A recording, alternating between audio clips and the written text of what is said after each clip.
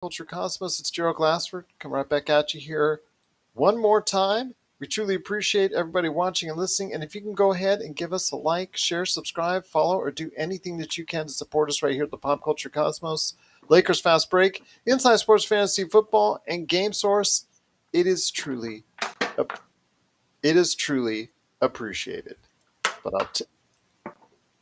But I'll tell you what, it's a great time to go ahead and talk Marvel Cinematic Universe because we all know that Doctor Strange, the Multiverse of Madness, has come and gone for most people. Although you're supposed, if you haven't watched it out there, it's still expected to do very well, and you're sure most people will be catching it either now or when it hits Disney Plus.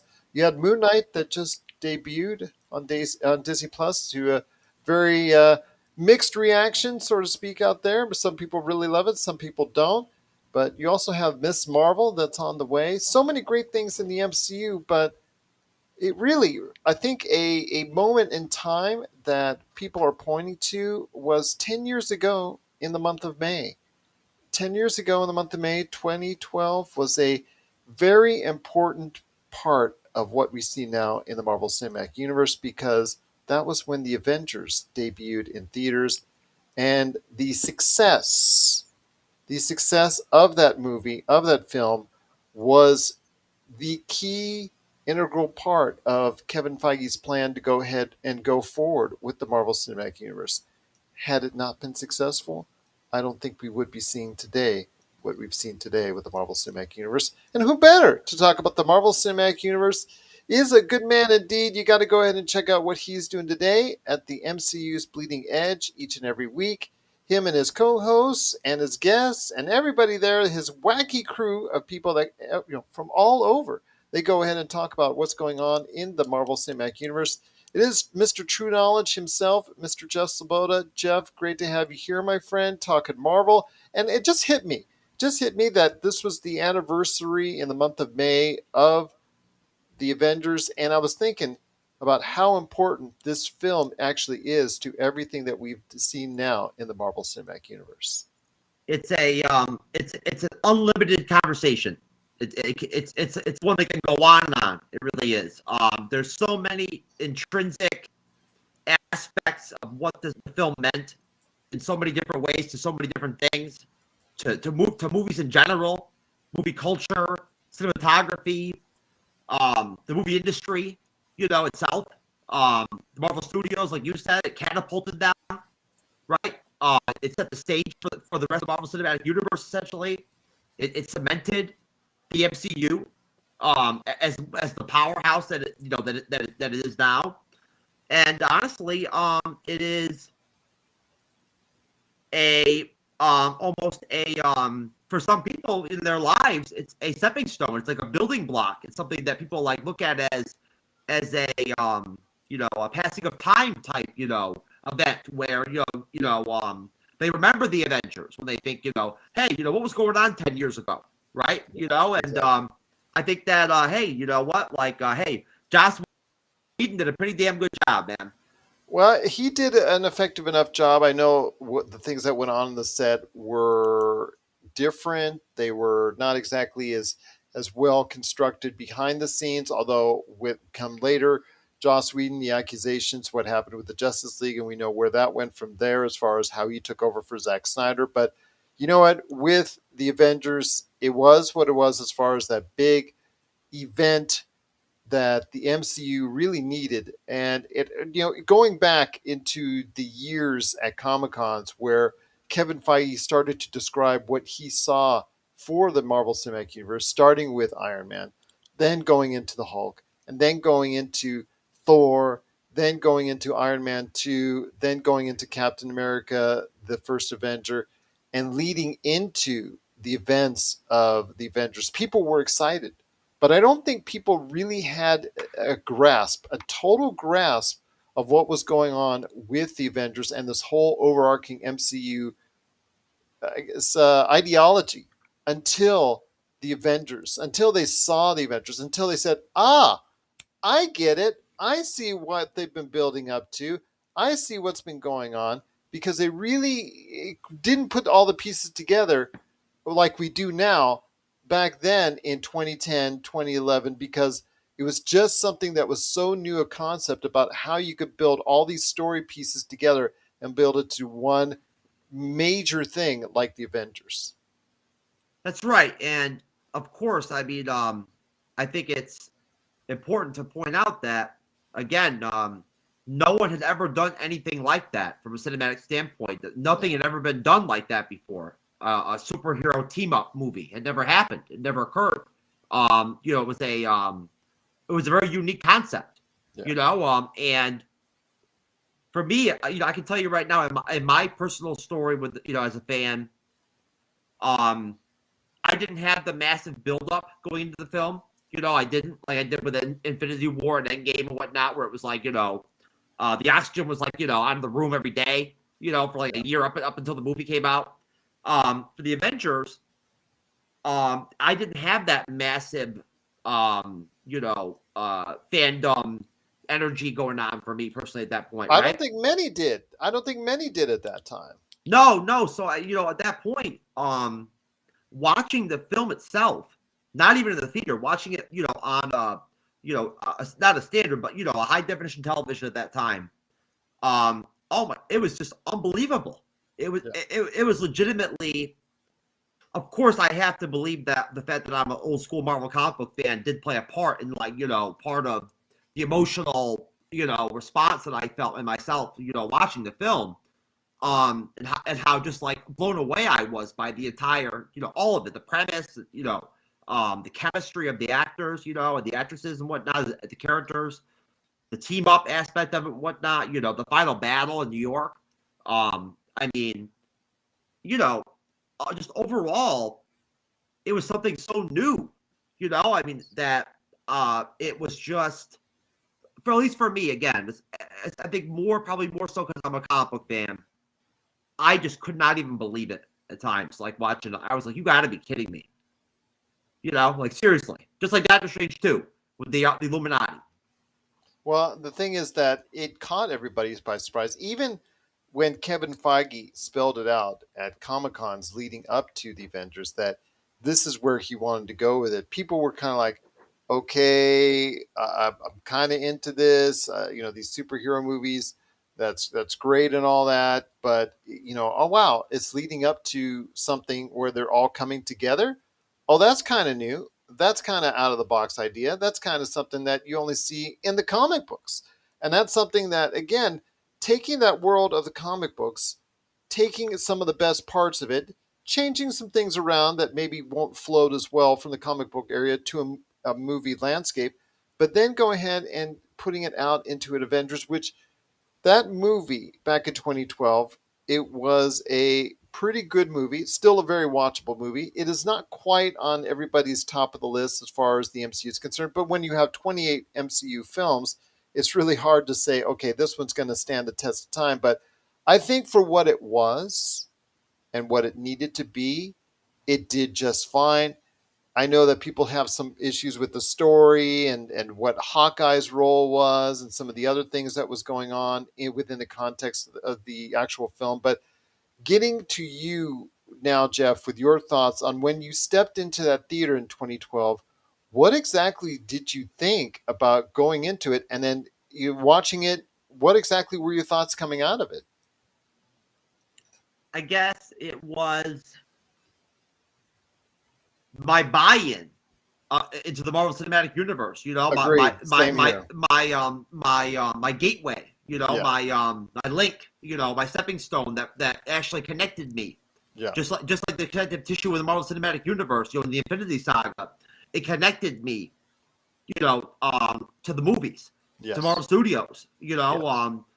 And I feel like it just. The movie itself, yeah, sure, it's flawed in some ways and whatnot and everything. And of course, as a content creator, as a Marvel Studios content creator, I'll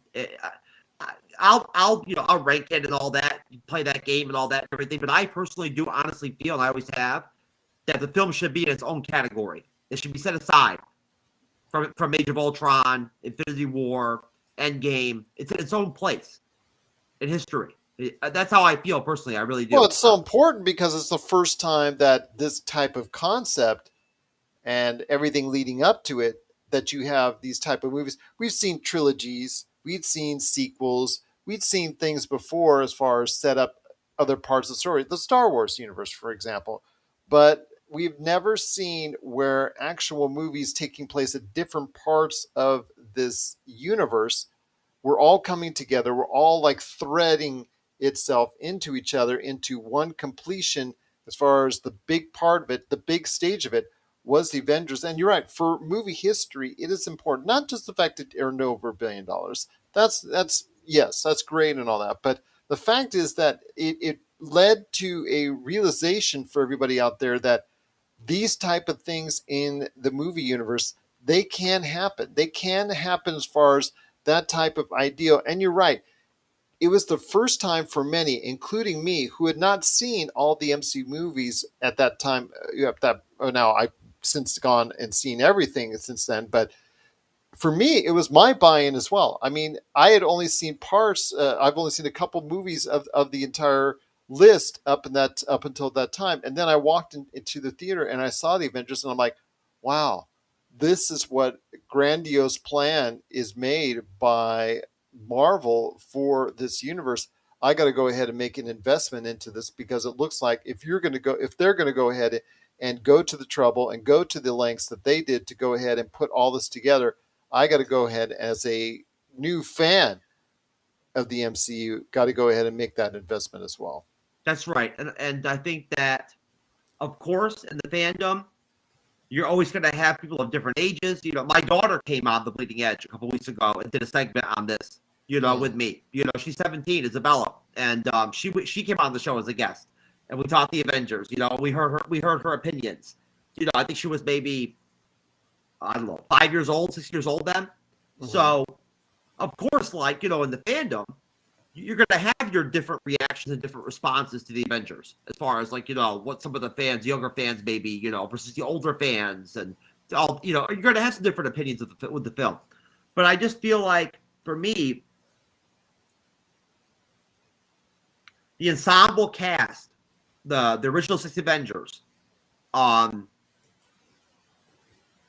it was their start. It was their proving ground. It was their chance to develop that chemistry, to be out there together as a group and whatnot and everything, and bounce off each other and be a team, yeah. And of course now for me, those actors and actresses, regardless of their politics or their stances or their beliefs and whatnot and everything, they are like blood to me. They are like, they're like gods. They're like, you know what I'm saying? They're like idols to me. They're so important to me. They're so important to the Marvel Cinematic Universe. And, they're, I don't want to overdo it or anything, Gerald, but, honestly, man, the original 6 Avengers, I have reverence for them. Yeah. When I think of Scarlett Johansson and what she did with the Black Widow character overall and whatnot, but, I don't want to go too far, but the Avengers started it. Yeah. Without the Avengers, you don't get an Endgame. Without the Avengers, you don't get Infinity War. You don't get all the crossovers we got in Infinity War with all those different combinations of characters and whatnot and everything that powered the film. You don't get that without the Avengers. And Loki, Tom Hiddleston, started there. Really started there. Really catapulted himself in that movie. Set himself, out apart. And I'll tell you right now, he is an iconic villain in that film. And he carries it. The whole movie all the way through, from start to finish, he is legitimately valuable and tangible, and has a presence throughout the film as a villain. And, honestly, I think he's almost undervalued in a way, his performance in a way, Think about his arc as an actor, as a character, and everything from then to where we're at now, the Loki Disney Plus series, Things like that concept, Gerald, that which could never happen without the Avengers again, right? Things like that. Look at that conversation itself. He went from a character that was basically a one-off, or could have been very much a one-off in the original Thor movie, to someone, like you said, that played a huge role in the success of the Avengers, to continuing his character forward where people now really appreciate and love the character. And in fact, Disney recently reported that Loki, the TV series, was the most popular Marvel series on Disney Plus, earning the most numbers, and it is far and away one of the most appreciated as far as in the series as well. So yeah, it is one of the most it is the most popular of the Marvel television shows on Disney Plus. So that was something again that's attributed to all to Tom Hiddleston and his great performance that people remember from Thor and especially from the Avengers. When it comes to the Avengers, my friend, and with the kind of lasting impact it had for years, and that they were able to go back into it with Avengers Endgame. Over the years, you saw the effects from it and the fallout from it with Captain America and the Winter Soldier. You saw it with Avengers: Age of Ultron. You saw it with the next, you saw it with what Thor, even Thor you even saw it with other movies within the Marvel Cinematic Universe. You saw it with Iron Man 3. Iron Man 3, he was suffering from PTSD from those issues, and that's something that he had to overcome as well. So that's something really people needed to go ahead and understand as far as what is the impact of that movie. Not only did they create an impact within the confines of the MCU, but they created it from a personal standpoint to viewers out there as well. I mean, just the cultural impact of the Avengers. Is it going to be ending up as one of the biggest movies of the series? No, there's going to be probably 10, 15, maybe even more movies that will earn and generate more money lifetime than the Avengers. But the cultural impact that the Avengers has is going to be something that's going to last a lifetime. Yeah, and it started the hatred in the movie industry towards Yeah. Marvel. It did. Yes. It set that tone right Yes. there because of like the power of it, the impact of it, the popularity Yeah. of it. You know, Yes. culturally. You know what I mean? And from a cinematic standpoint, it was a game changer. Yeah. It changed the movie industry. It did completely. I mean, honestly, the movie industry will never be the same after what Marvel Studios has done, what Kevin Yeah. Feige's done.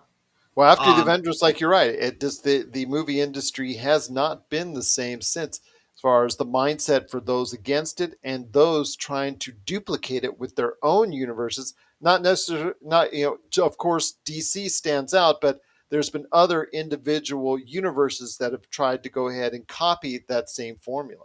Nobody knows right now what to do other Yeah, than what's already popular, the superhero films, the Marvel stuff, you know what I mean, the DC stuff, whatever. Right now, nobody really does know in the movie industry what is the next zeitgeist, like what is the breakthrough genre. It's not there yet. It just exactly. isn't. And that's whatever. It's another conversation. But overall, again, um, there's a massive evolution throughout the Infinity Saga that you watch, on the screen from film to film to film to film, with so many different aspects of production and of digital effects and CGI. Look at where things went from the Avengers to Endgame, visually, right? I mean, honestly, and honestly, I feel like for me, you can't not point out how much of a integral part the Avengers is of the entire evolution and lifespan of the original six Avengers: Captain America, Tony Stark, Iron Man, Black Widow, all of them, Hawkeye, all of them, right? Thor. Without the Avengers, you don't have that life cycle. You don't have that, that 10-year, mark where you've got those actors playing those characters and whatnot and becoming so iconic, Yeah. and evolving over time, right? With their roles, Yes. the actors evolving, the characters evolving, you know, um, as the films are evolving. You know what I mean? Like it just, honestly, watching the whole thing, beyond the Avengers, watching the whole evolution just go on from year to year to year. It's just been remarkable. And again, I feel like, in a way, I don't want to say that nobody cares about the Avengers anymore, because that's not fair. It's not true. People do. But at the same time, I think that it's nice to have this 10-year anniversary deal and have a chance to kind of like, have a moment like this and whatnot here and there. Because Yeah. it is important to like point out some of these aspects of the film what it did, and just honestly, really quick, Gerald. At the end of the day, from a human being standpoint, from an emotional standpoint, from a um, from a standpoint of the impact the film had on actual human lives, mental health, the condition of life, quality of life, you know, um, childhood, growth, aging, children, over time, during the Avengers and through the Marvel Cinematic Universe. The Avengers was stunning to watch. It was stunning. It was massive. It was stunning. It was game changing for me, and I literally was awed and just could not even believe it watching it on screen go down. I just could not even grasp that when it happened. I just was like, "You've got to be," I was dumbstruck. It was like, hey, it was almost like watching Band-Aid and listening to them, almost close to it. But no, honestly, Gerald, shout out to Sophia DiMartino real quick. Hey, you know what? Talk about somebody who has valuable in that Loki series, man. She was masterful. Yeah. But what it did at the Avengers by going ahead and just using it as that base, and again, we saw this later on, using it again and going back to it from movies that, like we saw with Iron Man 3, where Robert Downey Jr.'s character, Tony Stark, suffered from PTSD from the effects of the Avengers movie. And then you had, again, the fallout from Captain America, the Winter Soldier, effects from that there. And then you saw, again, with Thor, with all the characters involved, you see the effects that it had. In fact, they go back into it again in Avengers Endgame over the course of the next 10 years from the Avengers and how successful it was and what it built upon it. To me, again, it just seems like when you branch out the MCU tree, it starts out as a nice little shrub with some little sprouts going a little far, but then the Avengers is that just that amount of water that allows to go ahead and allows that plant to grow exponentially, where it branches off. The whole MCU branches off in so many different directions, and it expertly comes back and winds itself back together in Infinity War and Endgame. But there's always the lasting effects of what happened in the original Avengers, and then we see that callback to 2012 and how that played a key role to the Avengers and how that played a key role in the movie itself in getting the stones. Spoiler alert! In the end game, that from that area, because there were three at that point in time in the same place, right around the time of the Avengers. So that's something that was just very good callback, and it shows that Kevin Feige and the Marvel hierarchy understand the importance, the cultural footprint, as my friend Rob McCallum, writer director Rob McCallum, always says about what is the cultural footprint of what we've seen. And the Marvel Cinematic Universe, a lot of that footprint can be led to directly to what happened in the Avengers. And what about the actors, the actresses, the characters, their relationships? Think about Tony and Steve, right? And Yes. like that was the buildup. That was the start of it, right? To Their Civil relationship. War. Yep. And that started it. That was the building block that brought us that dynamic. It was. And to watch the film now, right, and see them as actors out there and playing their characters, right, for the first time interacting with each other, Yeah. bouncing off each other and whatnot and everything. Of course, like, it's not perfect at times. You know what I mean? So, it's like my video earlier, Jared. So it can be choppy a little bit here and there. Yes, but as a movie, if you looked at it as a straight movie, okay, it does a lot of things in generic fashion. It does a lot of things in straightforward fashion. It's not going to be, I think, with a lot of people, their number one Marvel Cinematic Universe movie. It's a good movie. And that's one thing when you have a big movie like that, it just needs to be good. It just needs to further the universe. It just needs to tell a good story and just needs to execute it well enough. And I think that's what it did. It wasn't going to be what many consider the best movies in the mix, Avengers Infinity War. Captain America, the Winter Soldier, or any of the other movies that are out there that are always highly rated. It's there in that, okay, it's right there 5 through 10 list. So it's good. It's very good. And maybe even some people's favorites out there, but it did what it needed to do to get the job done. Yeah, it did. And it it also, again, it it opened things up. It opened a door that it allowed a premise. It allowed a reality where a film like the Avengers could make up over $1 billion. A film like the Avengers could be that impactful, that big, Yeah. that game changing, right? That set the tone in the Marvel Cinematic Universe, where the value, the commodity. It's a commodity, like those films. You know what I mean? Like the Yeah. productions, like the quality of them, the characters, all of it. The interconnectivity. Like it started to become bigger and bigger. And basically, I feel like maybe the movie is a little bit basic at times. It is. It's a little. It can be sort of simplistic. The story Yes. at times, it is, but that worked for me. It did as a fan. It was a It worked. safe movie. It was a safe bet. It was written safe. It was written Yep. from a standpoint of like, we're not going to, we're taking all these chances everywhere else. But with this big movie, we're not going to take too much in the way of chances. We're just going to tell the story. We're going to get it as far as have it be the foundation of what's to come and what's going forward in the Marvel Cinematic Universe.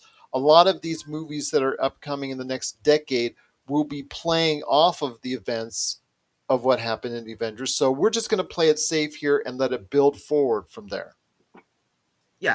Yeah. And hey, you know what? Don't forget Nick Fury, Shield was huge in the movie. Yeah. Really. Honestly, I think that for Samuel L. Jackson, that might have been the most screen time he got. Other than Captain Marvel, Yeah. in the MCU. And just overall with the film, there were so many elements to it. And I feel like basically it also started that fever with the fandom, that like connection with the fandom, to where stuff became life or death all of a Yeah. sudden. It did. Yes. It became that big for people, right? The Avengers, Absolutely. the Avengers started that. It launched that. It gave us that for the first time. Well, we talked about before how it was a buy-in for many people. It was a buy-in for us because I didn't. It wasn't appointment viewing for me. It wasn't something where I had to go rush out the theater before the Avengers. But after the Avengers, guess what? I'm there in line as soon as I can to go check out every MCU movie since. And for me, that started with the Avengers. And I know it sounds like it started for you, and I know it started for millions of other people.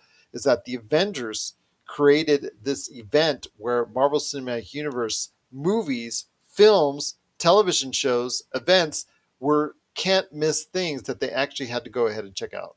And it demonstrated something that was not believable or possible until it happened, which is the reality of actually having the comic books, cinematography, from a cinematic standpoint, presented visually for the fans right there in front of you. The fucking Avengers, man. Pardon my French. Right there. That was the part that was so crazy to me. When I saw it, I was like, you got to be kidding me. The comic books are on the screen for the first time in my life. That was impactful, Gerald. That was big for me. It was like, wow. From the pages of the Yeah. books, it connected to the screen. And that's when I really felt that. That's what I felt with the Avengers. I felt connected to the comic books deeply through the Avengers. And that was really that premise. The fact they pulled that off, Kevin Feige and his team at Marvel Studios, they pulled that movie off. They pulled the Avengers off on screen in a movie. It was just mind-blowing to me. It just seemed impossible. It did not seem permissible to me until it happened. It did not. I did not think it was possible. I I did. didn't. I know a lot of other people didn't think it was possible because, again, the concept, and again, we talked about other series having trilogies and sequels where characters all get together and get together for a common cause, whether it's to beat the bad guy or blow up the Death Star, etc., etc. Where this is something that has happened over the course of a couple, 3 movies. But the Marvel Cinematic Universe was different in that all these different parts of this universe in separate movies were all coming together at the very end for a common cause. And that's something that had not really ever been done before. So that's why the Avengers is so important.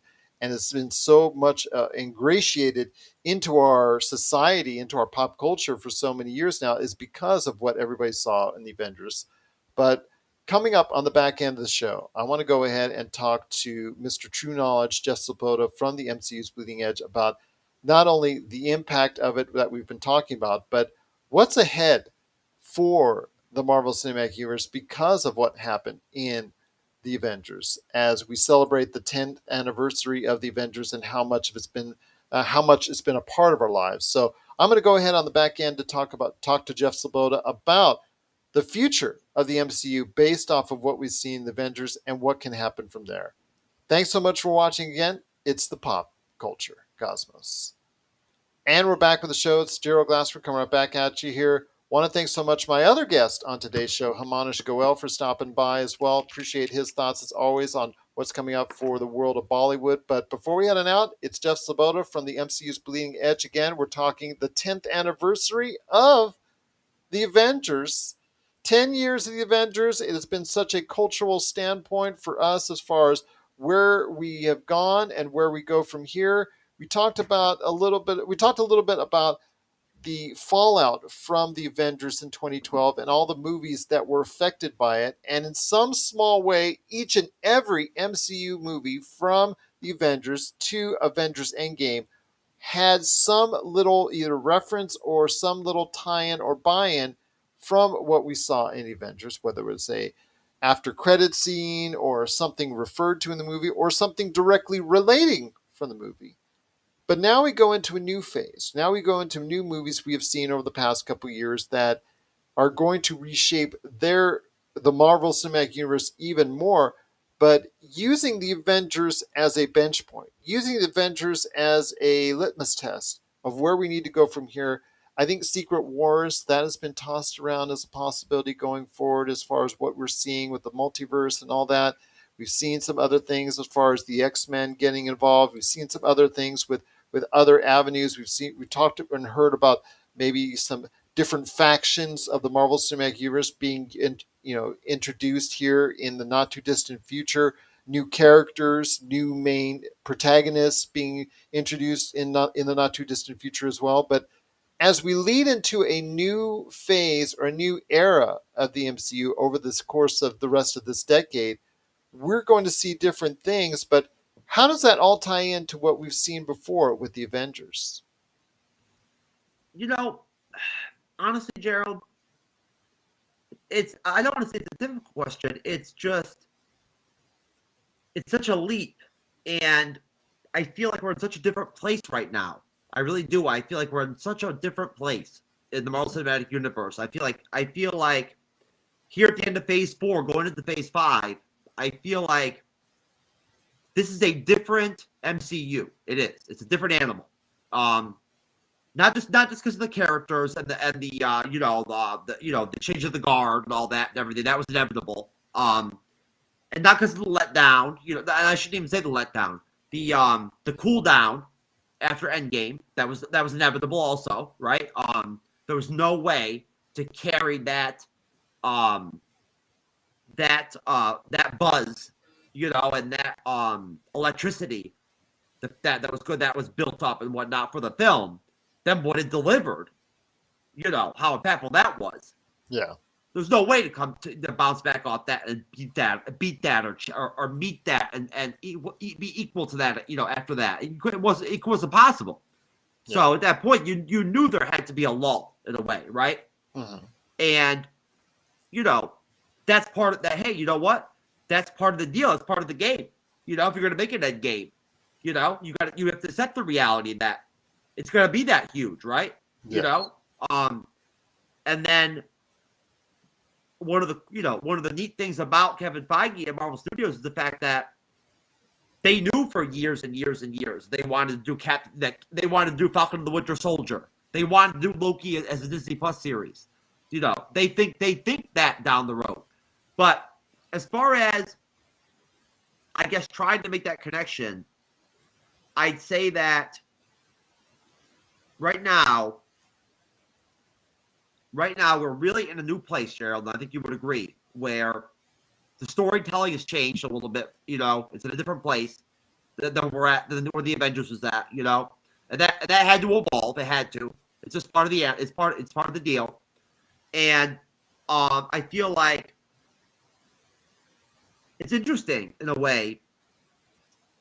I think when we actually get another Avengers film, Gerald, that will really be a point of emphasis where I'll really be able to look at the situation and evaluate from a standpoint of, I guess, the connectivity, or I don't want to say comparison, but how the Avengers stacks up, to like what we end up getting out of with the Avengers 5, if it's Secret Wars or wherever they go with it, right? Yes. I think that what will be interesting to see will be, can these new characters have the impact? Can there be can the new team get down the road have the chemistry on screen that the original 6 did? It's an interesting conversation, Joe. It really is. And when you look at series like Miss Marvel, I mean, honestly, at that time when I saw the Avengers, the concept of the Miss Marvel series was not even that wasn't possible to me at that time.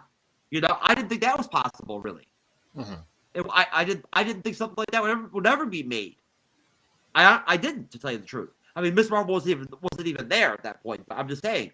Yeah. I feel like we're in such a different place, Gerald. Like in the world that we were at in the MCU with the Avengers, right, when it came out, the premise of a Miss Marvel Disney Plus series, right?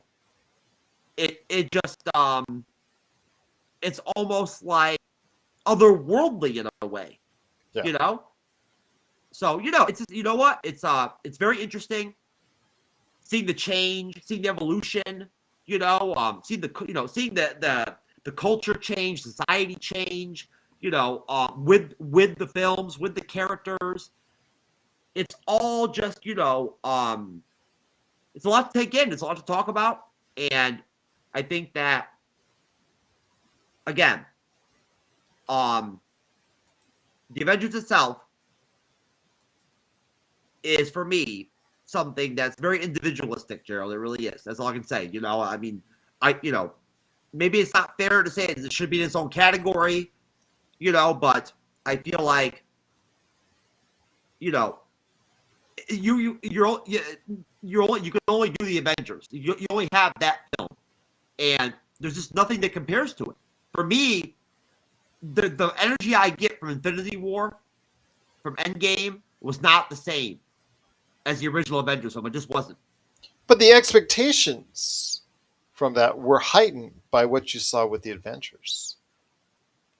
The difference in what you were going into the theater for Avengers Infinity War and also Avengers Endgame, that and even Ultron, Age of Ultron was okay. Let's go ahead, and I know really what to expect, that there's going to be a coming together of forces no matter how much they fight with each other, but they're going to come together because the movies have all set this up, and they're going to go ahead and take on Ultron, or they're going to go ahead and take on Thanos, or they're going to go ahead and take on whatever bad guy that is going to go ahead and face up against them. It's something that the expectations that we saw coming out of the Avengers was laid upon us. So now, as we go into the future, we see all these new and different protagonists that are going to be a part of the MCU going forward and become the new Avengers, mixed in with some old Avengers, but mostly new Avengers as they team together in whatever big special event. But it's all because of the fact that we have this Avengers originally in 2012 that was such a big hit, was such a terrific part of what we see now in pop culture, that hey, we now have these expectations going forward. So with a Secret Wars or whatever Avengers 5 ends up being comes down the pike, and that's going to happen, which of course it should eventually, what, 3, 4, 5 years down the pike, down the line. So at some point in time we're going to go ahead and see an Avengers again, because we all know it's going to lead up to some big cataclysmic event, what we're seeing here, and we know it's going to be something special, and those expectations have now been laid upon us because of what we saw in Avengers. That's right. That's right. And all right, now I feel like um it's going to be a build-up, like you just said. We're looking at years before we get Avengers 5, years and years. Yeah. And people, the fans need to be patient and realize that the formula's already worked before. It has what Marvel Studios does, and at that point, I believe that they're basically they're modifying it a little bit. They are, yes, but they're sticking with it essentially at the same time. They are. The difference being that we got Disney Plus now, right? And yes. those And that's series, even helping it further, because now you can create even more characters that can yes. all come together for this big event that you have planned down the line. Oh yeah, it gives you a chance to do things with origin stories and stuff like that, everything that you would never do with a movie. Yeah. Yep. Across an episodical series, it's really different. It really is. It gives you so many different opportunities to do different things with characters, character arc. Repair a character, like in the case of Hawkeye. Yeah. It took a character that nobody really cared about, or many didn't care about. Many thought was in the original Avengers. That's one of the main things that people have an issue with the 2012 Avengers, is the way they treated the Hawkeye character, and took him since then, because in the decades since he really wasn't treated well as a character, but give him this platform that he still has all this stuff going on from the original Avengers movie that are still taking place in his life, that he's still thinking about constantly, and yet build his character, flesh out his character in a way not ever thought possible. And it all stems off from the success of that Avengers movie, because everything tied itself together then, and you just made yourself even better in a bigger, larger universe because of what happened with the Avengers. Yes, and you know what? I feel like as far as Hawkeye goes, I feel like Age of Ultron served him well. It did. It highlighted his character a little bit more. It did. Yes. And it made him more of like an integral kind of glue guy type of like part of the cog of the team. Yes, and then the series itself, Hawkeye series, did even more wonders for that. And then, like, going forward with Loki, you got to go ahead and see an expansion of his character. They probably didn't think this far that they would be able to utilize Loki back in 2010, 2011, when they were first talking to Tom Hiddleston. They probably said, you know what, 10 years down the line, you're going to be leading your own series, which when we start up a streaming network, it's going to be the most popular Marvel series on the network. How about that? No, they probably didn't have those plans for him that far out, but his performances along the way, and especially his performance in the Avengers, allowed him to get his character fleshed out to where we've seen it today as well, where he is even going to be a part of the future going forward for the Marvel Cinematic Universe. The Marvel movies and the Disney Plus series are now all these different elements in the movie industry are flushed out through them. Yeah. Right? They are, right? Yeah. All these different mediums, right? They're all flushed out now through Marvel. They are, which is that's how big Marvel is. Yes. So it really is. It's that impactful. And at that point, if you want your drama, you get it from Marvel. It's there. It's right there. They've got it. It's in the movies. It's in the Disney Plus series, right? You want good storytelling? That's there too. You want horror? They're getting there. It's coming. You want comedy? That's what I'm saying. I mean, essentially, they built I don't know what the right word is. A juggernaut. They built a juggernaut. I mean, literally, off the Avengers, what we have now is a situation where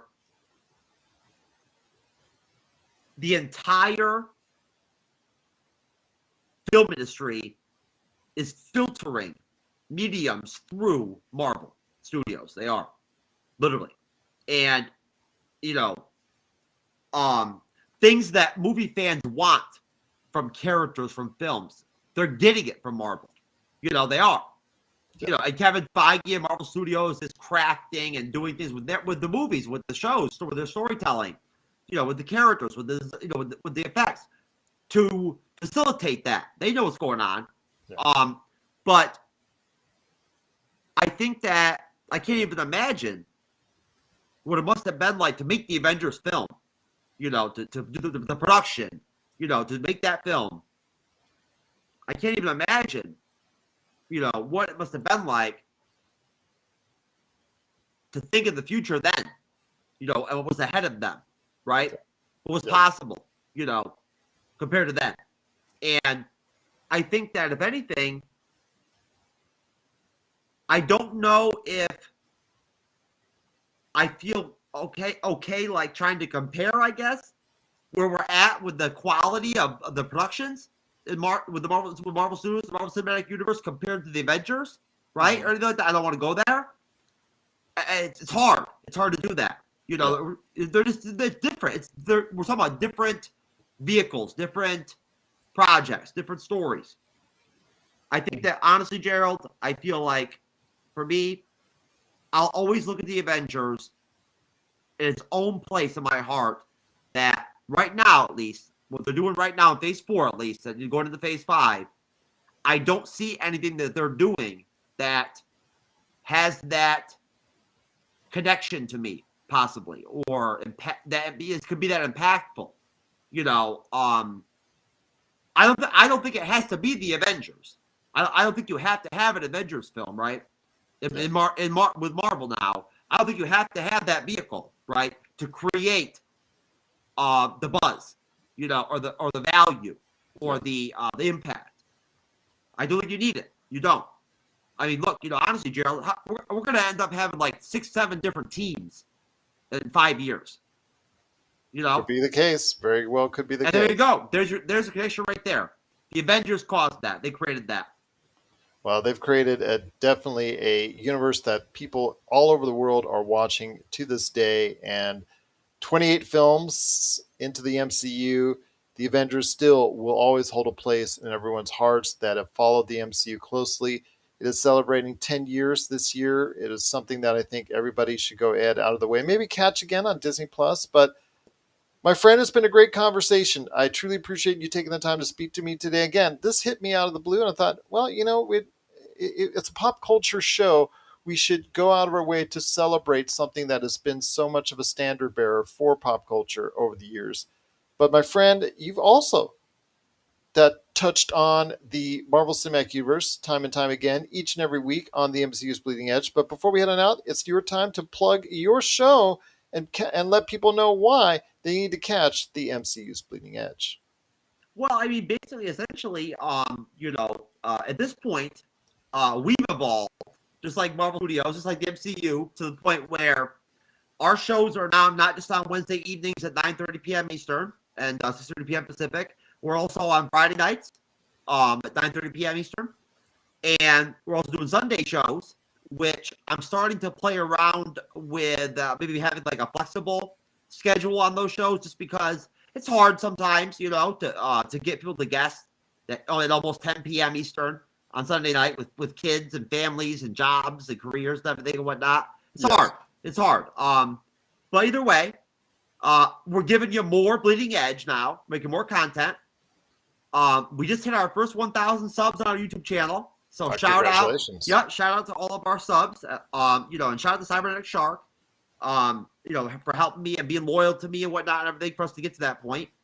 And essentially, if you really, want to see a adult orientated, sort of at times R-rated version of Marvel being covered, at that point, you get it as Bleeding Edge. That's what we do. We give you your serious movie reviews and whatnot here and there and everything, and we get hard on them. We take it serious, and we get intellectual, and we cut the BS. There's no jokes. It's a real deal. But at the same time, you might catch another show, and we'll be talking about we're starting our own OnlyFans show account for the MCU's Bleeding Edge or something like that. You know, that might be the theme at the show on that segment or whatever. That's our show. If you're going to have, you know, a show that's called The Bleeding Edge, Daryl, you got to do something with it, man. You got to have that going. Absolutely, indeed. So if you want to catch what is going on with the MCU's Bleeding Edge, please catch the MCU's Bleeding Edge today, wherever you get your podcasts. Plus, follow and subscribe on YouTube as well. It is Cybernetic Shark and Mr. True Knowledge, Mr. Jeff Sloboda. But Cybernetic Shark is also his co-host, great co-host, although I think I got him on the Doctor Strange box office returns. I think it's closer to my estimation than what he was saying. So you might want to, next time you talk to him, give them that little jab. Just I thought he was a little off when I'll be not just him, but a couple people I thought were a little off with some of their. Yeah, it was just as a wannabe horror movie. I think there's just no way that you were going to get enough people to go ahead and see it to the extent that you would beat or even come close to Spider-Man: No Way Home. But hey, it's going to be about $950 million when it's all said and done, which again, for a May Marvel movie, is going to be right there. So you know what? It all started with the billion-dollar Avengers movie, starting that Marvel May movie tradition. So you know what? Thanks so much again to Jeff Sloboda for being part of today's program. Also, as well, again, Himanish Goel as well for his segment. But if you have any questions for us, as always, on the Marvel Cinematic Universe or anything related to pop culture, just hit me up at Pop Culture Cosmos, right there for you, wherever you get your podcasts. Plus, also as well, Pop Culture Cosmos on Facebook, at Pop Culture Cosmos on Twitter, or send me a question anytime on email, the old-fashioned email, popculturecosmos@yahoo.com. Well, Jeff, great having you aboard once again. Thank you so much for joining us. Thanks, everyone out there, for watching and listening. And we'll return to you very soon, right here in the Cosmos, because once again, we cover the latest news and trends of pop culture like no one else right here at the Pop